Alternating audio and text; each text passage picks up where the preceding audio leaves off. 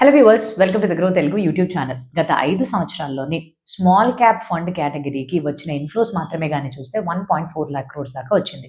దీనికి వెనకాతల గల ముఖ్యమైన అండ్ బలమైన కారణం ఏంటి అనంటే, ఇదే టైం పీరియడ్‌లోనే పెట్టుబడిదారులకి దాదాపుగా 28.96% ఆదాయాన్ని తీసుకొచ్చి పెట్టింది ఈ ఫండ్‌లో ఇన్వెస్ట్ చేసిన వాళ్ళందరికీ. అయితే మన దేశంలోని పాపులారిటీ యొక్క ఆధారంగా ర్యాంక్ గాని చేసినట్టయితే వివిధ రకాల మ్యూచువల్ ఫండ్ కేటగిరీస్‌లో small cap mutual fund category అనేది 2వ స్థానాన్ని చేజిక్కించుకుంది. సో ఇంత పాపులారిటీ పొందిన ఈ పర్టిక్యులర్ స్మాల్ క్యాప్ ఫండ్ కేటగిరీలోని ఎంతవరకు ఇన్వెస్ట్ చేయొచ్చు? ఎన్ని small cap mutual funds investments అనేవి మన పోర్ట్‌ఫోలియోలో ఉంటే ఉచితమైన విషయం అనేదాన్ని తెలుసుకోవడానికి ఈ వీడియో ద్వారా మీ ముందుకు రావడం జరిగింది. బీఎస్ఈ పైన లిస్ట్ అయిన స్మాల్ క్యాప్ కంపెనీస్ విషయానికి గాని వచ్చినట్టయితే దాదాపు 5,000కి పైగా కంపెనీస్ అనేవి ఉన్నాయి. కానీ కొన్ని లిక్విడిటీ సమస్యల వల్ల అండ్ ఇంకొన్ని వివరాలు లేకపోవడంతోటి ఇవన్నిటిని కుదించి మనం ఒక 750 నుంచి 1000 కంపెనీ స్మాల్ క్యాప్ కంపెనీస్ గురించి అయితే చూస్తున్నాము. సో ఇటువంటి కంపెనీస్‌లోని ఎన్ని వరకు మనం మన పోర్ట్‌ఫోలియోలో పెట్టుకున్నట్టయితే చాలా బాగుంటుంది అనే విషయాన్ని ఇప్పుడు మనం చూసి తెలుసుకుందాం. కానీ వీడియోలోకి వెళ్ళడానికన్నా ముందు తెలుసు కదండీ, మీరు గాని ఇంకా మా గ్రో తెలుగు యూట్యూబ్ ఛానల్‌కి సబ్స్క్రైబ్ చేసుకున్నట్టయితే వెంటనే బెల్ ఐకాన్‌ని క్లిక్ చేసుకోండి. ఎందుకంటే ఇక్కడ ఎంతో ఇంపార్టెంట్ అండ్ ఇన్ఫర్మేటివ్ కంటెంట్‌ని ఎప్పటికప్పుడు మేము మీకు అందించే ప్రయత్నాన్ని చేస్తూనే ఉంటాం కాబట్టి.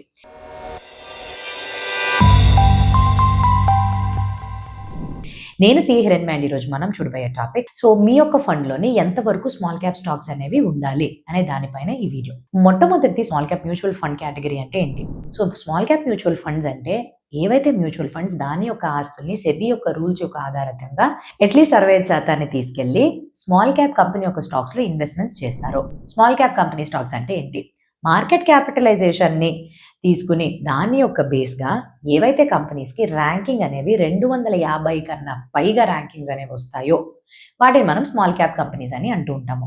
అయితే ఈ small cap mutual fund category యొక్క ఇండెక్స్ అనేది Nifty small cap fund 250 index.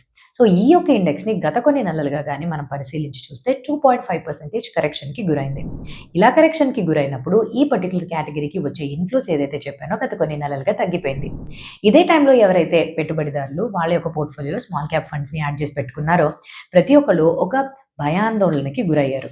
మనం ఏంటి ఉంచాలా, అమ్మేయాలా, ఏం చేయాలి, నెక్స్ట్ ఎలా వెళ్ళాలి అనే దానిపైన చాలా రకాల కన్ఫ్యూజన్స్ అనేవి ఏర్పడినాయి. ఎప్పుడు కూడా ఇటువంటి కన్ఫ్యూజన్స్కి మనము సమాధానాలు వెతికినప్పుడు ఎక్కువ కూడా మనం నంబర్స్ని సంఖ్యలతో పాటుగా స్టాటిస్టికల్ డేటాని అనలైజ్ చేసి చూస్తే మనకి ఇంకా క్లియర్గా విషయాలు అనేవి అర్థమవుతాయి. సో మొట్టమొదటి గత 5-10 సంవత్సరాల యొక్క టైం ఫ్రేమ్కి టాప్ 5 పర్ఫార్మింగ్ మ్యూచువల్ ఫండ్స్ ఏవైతే స్మాల్ క్యాప్ ఫండ్ కేటగిరీలో ఉంటాయో వాటిని మేము తీసుకోవడం జరిగింది. ఈ 5 మ్యూచువల్ ఫండ్స్లో కూడాను ఒక్కొక్క దాంట్లోని ఒక్కొక్క ఫండ్ ఏ స్టాక్స్లో అయితే ఇన్వెస్ట్ చేసిందో కామన్గా ఉండే స్టాక్స్ అనేవి ఉన్నాయా లేదా అని తెలుసుకోవడానికి ఓవర్లాప్ రేషియో ఎలాగుందని మేము టెస్ట్ చేసాం. సో ఇలా చేసినప్పుడు తెలిసిన విషయం ఏంటంటే టాప్ 5 మ్యూచువల్ ఫండ్స్ ఏవైతే స్మాల్ క్యాప్ ఫండ్ కేటగిరీకి సంబంధించినవి ఉన్నాయో ఒకదానికి ఒకటి పొంతన లేకుండా వివిధ రకాల స్మాల్ క్యాప్ స్టాక్స్లోని ఓవర్లాప్ రేషియో చాలా తక్కువ ఉండి భిన్నంగా ఉండే కంపెనీస్లో ప్రతి ఒక్కటి కూడా ఇన్వెస్ట్మెంట్స్ చేసినాయి. సో మేము అక్కడితో ఆగిపోలేదు. నెక్స్ట్ ఏం చేసాము, ఈ 5 మ్యూచువల్ ఫండ్స్ని top 5 performing mutual fund small cap fund కేటగిరీలో తీసుకుని దాని యొక్క ఇండెక్స్ ఏదైతే స్మాల్ క్యాప్ నిఫ్టీ 250 ఇండెక్స్ ఉందో అది తీసుకొని దీని మధ్యన ఓవర్లాప్ రేషియో ఎలాగుంది అని అంటే అది కూడా తక్కువే ఉంది. చాలా వరకు అంటే మిగతా రకాల కేటగిరీస్లో మల్టీ క్యాప్, ఫ్లెక్సీ క్యాప్ కానీ లార్జ్ క్యాప్ కానీ ఎంతో కొంత ఓవర్లాప్ రేషియో అనేది ఎక్కువగా ఉండొచ్చు. కానీ ఈ పర్టికులర్ కేటగిరీకి మాత్రం ఓవర్లాప్ రేషియో చాలా తక్కువ ఉంది. అంటే విభిన్నంగా స్టాక్స్ ఇండెక్స్ ఇన్వెస్ట్ చేసే స్టాక్స్ ఒక భిన్నంగా ఈ 5 మ్యూచువల్ ఫండ్స్ కూడా వివిధ రకాల కంపెనీస్ని ఎంచుకుని ఎదుగుదల అవకాశాల యొక్క ఆధారంగా వాళ్ళు కూడా ఇన్వెస్ట్ చేస్తున్నట్టుగా తెలుస్తుంది. అయితే ఇవన్నీ వేరుగానే కదా ఉన్నాయి. అయితే 5 కూడా నేను యాడ్ చేసేసుకున్నా ఈ mutual fund categories top 5 performing వాటి ఉన్నాయి కదా అని అనుకుంటే ఇక్కడ ఇండివిజువల్గా చిన్న విషయం అర్థం చేసుకోవాల్సింది ఏంటంటే ఇండివిజువల్గా ఒక్కొక్క మ్యూచువల్ ఫండ్ దాదాపు 29 నుంచి 88 విభిన్నమైన స్టాక్ కంపెనీస్లోని ఇన్వెస్ట్ చేస్తున్నాయి. అలాగే మీరు 5ని కానీ మీ పోర్ట్ఫోలియోలోకి తెచ్చుకోవాలి అని అంటే దాదాపుగా 145 స్టాక్స్ అంటే వివిధ రకాల డిఫరెంట్గా ఒకదాంతో ఒకటి సంబంధం లేని స్టాక్స్ 145 ఉన్నాయి. అంటే ఇండెక్స్లో ఉండే 250 కంపెనీల కన్నా సగానికన్నా ఎక్కువ స్టాక్స్ మీ పోర్ట్ఫోలియోలోనే ఉంటాయి. అంటే ఎక్కువ కాన్సన్ట్రేషన్ పెరిగిపోతుంది అని. అయితే మళ్ళీ మొదటి క్వశ్చన్కి వచ్చేద్దాం.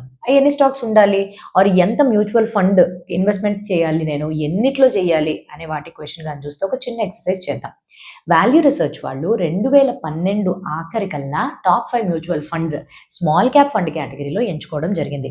2013 నుంచి మొదలుకొని ఈ స్మాల్ క్యాప్ ఫండ్ కేటగిరీలోని ఎవరైతే పెట్టుబడిదారులు ఇన్వెస్ట్ చేస్తున్నారో 7 సంవత్సరాల పాటు వాళ్ళకు చిన్న ఎక్సర్సైజ్ ని కండక్ట్ చేశారు. ఏంటంటే కొంతమంది ఇన్వెస్టర్స్ 5 టాప్ పర్ఫార్మింగ్ లోని వేసేశారు, ఇంకొంతమంది 3 మాత్రమే వేశారు. సో ఇలాగా 2019-20 నుంచి స్టార్ట్ చేసిన వాళ్ళకి కూడా 5-6 సంవత్సరాల పాటుగా, అంటే ఇప్పటి తేదీలో కానీ చూస్తే 5-6 సంవత్సరాల పాటుగా కూడా ఈ డిఫరెన్స్ ని తీసుకుని 5 ఇన్వెస్ట్ చేసిన వాళ్ళకి ఎలా రిటర్న్స్ వస్తున్నాయి, కేవలం 3 పెట్టిన వాళ్ళకైతే ఎలా రిటర్న్స్ వస్తున్నాయి. సో ఈ రెండింటిని వీళ్ళు మధ్యన కంపారిజన్ చేసి చూసినప్పుడు తెలిసిన గమ్మత్తైన విషయం ఏంటంటే 5 3 అదే టైం పీరియడ్ అయితే పెద్ద డిఫరెన్స్ ఏమీ రావట్లేదని తెలిసిపోయింది. సో ఇవన్నీ తెలుసుకున్న తర్వాత నా క్వశ్చన్ కి ఉండే ఆన్సర్ అనేది సింపుల్ గా 3 పాయింట్స్ లో చెప్తా. మొట్టమొదటిది, మీ యొక్క పోర్ట్ఫోలియోలోని స్మాల్ క్యాప్ మ్యూచువల్ ఫండ్ కేటగిరీకి సంబంధించి 2 నుంచి 3 కేటగిరీస్ 2 నుంచి 3 వాటిల్లోనే మీరు ఇన్వెస్ట్మెంట్స్ చేయడం ఉచితం. స్మాల్ క్యాప్ ఫండ్స్ అనేవి ఉండాలి. ఎందుకు అని అంటే ఎదుగుదల అవకాశాలు ఎక్కువ ఉంటాయి. అండ్ అలానే మంచిగా ఆ నంబర్స్, ఆ సంఖ్యల్ని కానీ చేరుకోగలిగితే తప్పకుండా మీకు ఆదాయం ఎన్నో రెట్లు పెరిగి వస్తుంది. అండ్ రెండవది, ఈ స్మాల్ క్యాప్ మ్యూచువల్ ఫండ్స్లో మీరు పెట్టే పెట్టుబడి అనేది మీ పోర్ట్ఫోలియోలో శాటిలైట్ పోర్ట్ఫోలియో యొక్క భాగంగా ఉండాలి. అంటే ఏంటి, కోర్ పోర్ట్ఫోలియో, మెయిన్ పోర్ట్ఫోలియో కాకుండా మీ పోర్ట్ఫోలియోలో 20% ఏదైతే తక్కువగా మీరు ఇన్వెస్ట్మెంట్ చేస్తారో దాన్ని శాటిలైట్ పోర్ట్ఫోలియో అంటాం. సో దాని యొక్క భాగంగా స్మాల్ క్యాప్ ఫండ్స్ అనేవి ఉండాలి. అయితే మనం కోర్గా, అంటే ఇదే ముఖ్యంగా మనం ఇన్వెస్ట్ చేయొచ్చా అని అంటే, పెట్టుబడిదారులు ఎవరైతే చాలా అర్లీగా స్టార్ట్ చేస్తారో, యంగ్గా ఉంటారో, రిస్క్ ఎక్కువ తీసుకోగలుగుతారో, ఈ ఉడుకు రక్తం అనే కాన్సెప్ట్ చెప్తాం కదా, సో అటువంటి వాళ్ళు వాళ్ళ యొక్క కోర్ పోర్ట్ఫోలియోలో స్మాల్ క్యాప్ ఫండ్స్ యొక్క ఇన్వెస్ట్మెంట్ అనేది పెట్టుకోవచ్చు.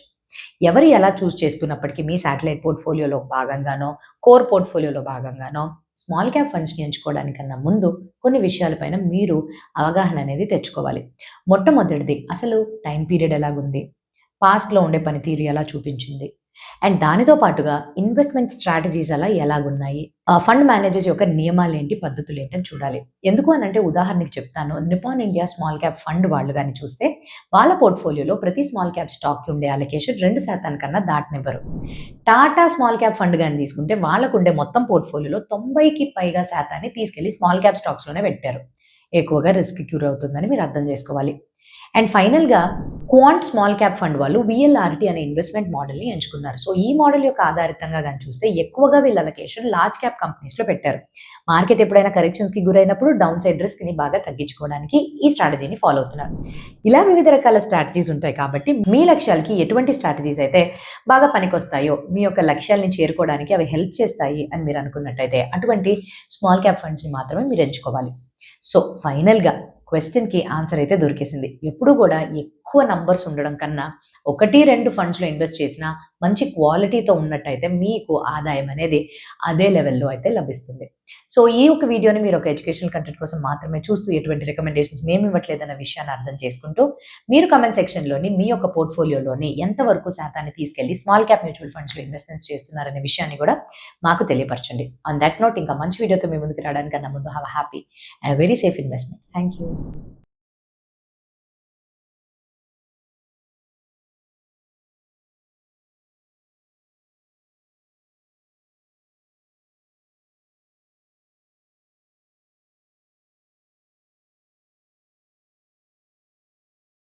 Investment in securities market are subject to market risks. Read all the related documents carefully before investing. Please read the risk disclosure documents carefully before investing in equity shares, derivatives, mutual fund, and or other instruments traded on the stock exchanges.